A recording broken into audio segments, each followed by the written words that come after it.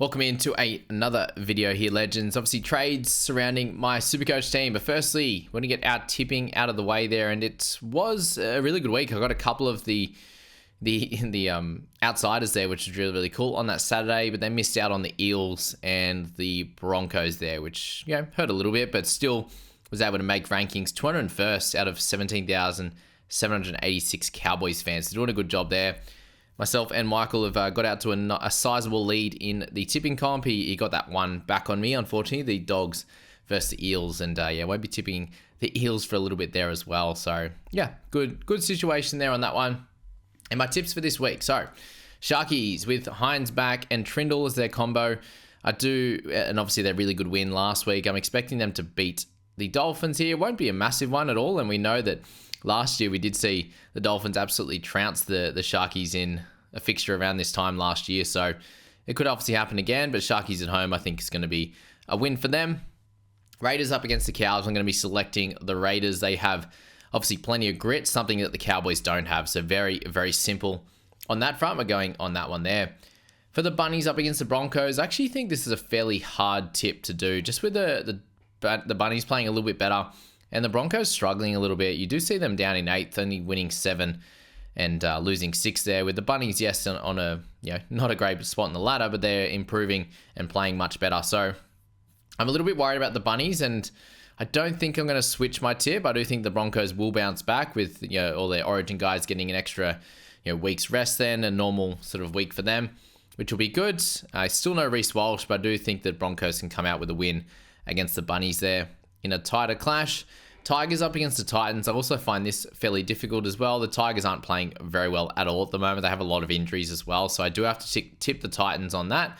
They have a lot of their players back, and obviously 4 in there is really going to help them get the team around, but they did get spanked last week by the Bunnies. So, Titans are a better side than the Tigers.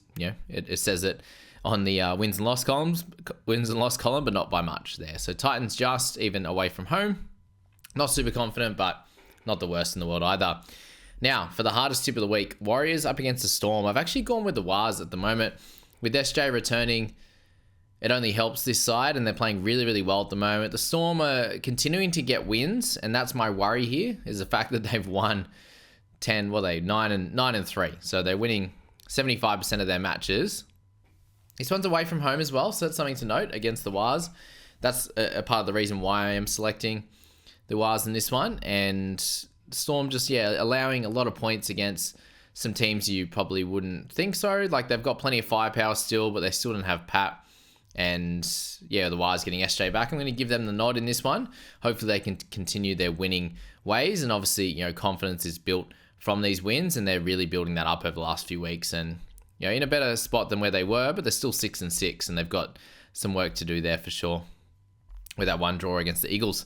And then Eagles up against the Roosters. We have to tip the Roosters in this one. That performance the other day was very, very poor from the Eels, and a slightly shorter turnaround as well. They played Monday into a Saturday fixture, so 5-day turnaround for them. All helps in the Roosters' favour, and they've got Teddy playing. They've got Manu. They've got a full squad there outside of Brandon Smith, so I think they'll beat the Eels in this one. And then the last couple, I am tipping Panthers up against the Knights. Pretty simple on that front. And then Eagles, I'm tipping them by 4 up against the Dragons. It could be anywhere, like points-wise, but I do think they have the better side. And obviously Dragons coming in with some confidence, but Eagles do have the better side there, and I think they can do a good job. They're obviously 6-6 as well and struggling a little bit. And surprisingly, the Dragons have more wins than the Eagles at this point and are ahead of them by 1 point on the ladder, but I will be selecting the Eagles at home in this one. Fairly close-ish, I think. That one's going to end up. So anyway, let's move to the Supercoach squad. And currently I'm making no trades. And let's see if we can't work out a trade or two together, because I don't really want to either. And the big thing here, obviously, we do get 3 trades next week in round 19 as well. And round 19 might be the time to actually use 3 trades. And outside of that, if we're coming into round 15, that means there's 13 rounds to go. And in that scenario, we could use 26 trades if you were to use 2 a week. So if I don't make any this week, we're getting closer to a territory where two trades a week is actually going to end up pretty perfect for my side. So that's something to keep a note of and to not waste, trades going into the back end of the season. But right now, with 82k in the bank, it leaves a little bit of room. but nothing crazy. We've got Appy, Coruscant, and Brayley up top. Not happy with Brayley, but we're not going to play him. So Appy it is at 7. May and Willison. Look, we could do some upgrading potentially on Hughes, but what 400k? What is 400k going to get us in the front row forward position? That's the question. It might just be worth playing Willison after a rest, a week off, and we'll just see how many minutes he gets, and hopefully he scores a 40 or something like that and does a half decent job. My 2RF is my best position at the moment, in my opinion, along with the centre wing, but Fafita, Katoa, Crichton as my top 3, then Fermor and Kaipius Paul. There are some whispers going around that Kaipius Paul might miss this clash, and if he does, I will leave him out and move him to an Isaac Tungo, I think, is likely to be the play, or if we hear a little bit earlier, then I've got Blaze Talangi in there as a potential playable option as well. So that'll be cool. But yeah, Kaipius Paul, I'm playing him at the moment, but he's up against Penrith, so yeah, might even be better playing someone else anyway in that scenario, and maybe Isaac Tungo is a good one to get a crack at that Newcastle left edge, and if we'll find out if Bradman Best is going to be there as well. But that's the 2RF position. I'm going to vice captain Fafita at the moment in that 4th game, and actually, will I be able to do that? That's the question. Broncos play the early one. Terrell May plays the later one, so I could muck around with that situation there and chuck on one of my buy plays in Hughes or Curran into the starting side there. So either we'll go for feeder, or we'll have to go one of the slightly earlier games there, and even the first game there, and do an Aitken or an Asako as a vice captaincy. But at this stage, very unlikely that we'll use the loophole. The thing here was for feeder, it's up against the Tigers, and I definitely think he could go on a bit of a rampage there. So might even be worth doing a vice captain earlier and then going captain like on one of the Dolphins and then captain Fafita. The other option there is obviously to potentially captain Garrick there up against the Dragons. I think it'll be a fun one as well.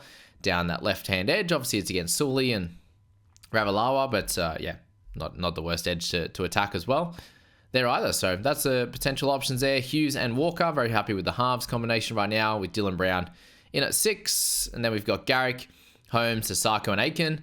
And then we've got Talangi, Strange, and Tungo I'm not playing at the moment. So I've got Iro and Drinkwater that I am playing currently. As I said, Tungo there just been super disappointing at 459k, averaging 57 for the year now, but that is not what his recent 5-game average is. That's for sure. But up against the Knights is one of the easier combinations he's had in recent history. But if Bradman Best is there, it's going to be a tougher night out as well. So that's to note for my team. I suppose, what are we looking at in terms of trades? There's none of the really expensive guys. The only really expensive guy that I'd look to potentially trade out, you've got Drinkwater that people are potentially selling, but who are you going to? I think I'll leave him in there for one more week at minimum and see what happens from there. You've got Talangi doing good things. He'll be, kind of good over the next few weeks. Obviously not next week, but I'm currently sitting there with 15 for next week as well. Coming into round 16, it's 15, not 16. So yeah, and if I want to make a trade next week, it'd be up to sort of 16 if there's no injury. So I don't really need to make any trades for this week or next to get players on the park. Same with 17, but that, either next week or the week after will be a good time to make some inroads and make some trades to get my rank pushing back in the right direction after it was going well. Last week wasn't to be. Hopefully it's a bit of a bounce back for me there. But yeah, really that's the big one there that we could potentially trade out. Is Galvin at 551. Kaipius Paul, if he's out, at 541 as well. But who do we go to? That's the question mark. You could go Galvin to like a Wishart or Weeks or someone like that for sure. But then, are you playing one of those guys in your team? You likely are. And who is it for? That's the question. Kaipius Paul, is it Kale Iro? Those types of guys, is it both for more potentially? So like it's a marginal upgrade, and I don't know if I need marginal upgrades right now in my side rather than being able to just hold trades and as things get a lot easier for certain teams and teams have fallen off the face of the earth in the back sort of 5 or 6 rounds. That's when you can make a really big push, and that's what I think I'm going to wait for instead of really pushing hard with trades and using round 19 I think as a big pedestal to make some moves. And then round 20 and 21 really dominating that category as well. So that's my general thoughts with the Supercoach team right now. We obviously, 4,100 overall. We've got a few moves that we need to make to get up the ranks, but I do think this week it's an easy hold week. And then if we want to go nuts next week, we can make a good upgrade for round 16 and try to get us a, Joey Manu or Teddy or whoever's available next week, that kind of thing. We can make those moves with a downgrade upgrade type of scenario there. So yeah, that's where we're at in that side of the moment. I'll show you the head-to-head potential trades now. Now for the head-to-head, we had a really good score last week and moved into a really nice position there in the top, 3,500 there, which is good. Obviously there were 19 trades available. I need to continue winning matches basically. So my league's sitting there at 13th and 15th. So it's really important for me I have had a bit of a look at the two teams I'm playing. One seems like we might be able to get potentially a win there, and the other one looks like they're in a really good position there. So yeah, it's gonna be a harder week on that front, and I'm still having a little play with captaincy and vice. I haven't changed that from last week there with that lovely 103 from Adam Fanua Blake. But guys like Sean Lane are definitely someone on the potential chopping block for me there. 124k in the bank doesn't leave me too much room to move, and obviously him being out next week as well. I look at this team right now and I've got Iro, Talangi, these kind of guys I could muck around with as non-players, but like Asako, Dom Young, Johnson, Plath, all guys I want to be playing. Not doing anything in the front row forward, I don't think. Not worth it. Like Liam Henry doing good things, making some cash. Sam Hughes we can muck around with, but again, 450k, there's not a lot of really, really good options in that standpoint. I made 2 trades last week in the 2RF to get Fafita and Katoa. So really, really happy with that over the next few weeks, and able to get some good scores out of them. Holding Smitties for next week's cool. Sean Lane's the one that will want to be moving. We got him. We got Armstrong as well at 450. So could potentially muck around with those 2 positions there. But the big question is, what do we do, and who do we trade to that's cheaper to then potentially do an upgrade option on the other end? That's the big question mark that we've got right now. And yeah, what do we do there? Do we just leave it as is, not trade? Or do I maybe play it by ear across the weekend and see how I'm going with my matchups? I think that's probably the biggest thing to do in my team right now, like Sharkies and the Dolphins. So I do have Asako, sorry. So I'll pop him in the starting side, which would be good up against the Sharkies. So we'll play Iro as well. So he'll, telling you'll come out of there on that front. And I do think we'll just wait and see how things go. Like if Asako and Iro go really well, then maybe I don't have to do extra trades on that front.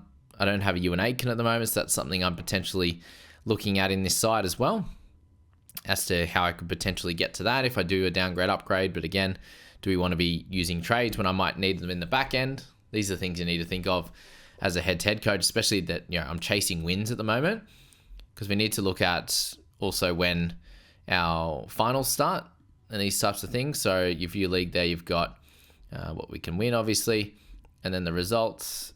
Let's go here. So we'll go all the way to round 22. We do have one more match up there in that one.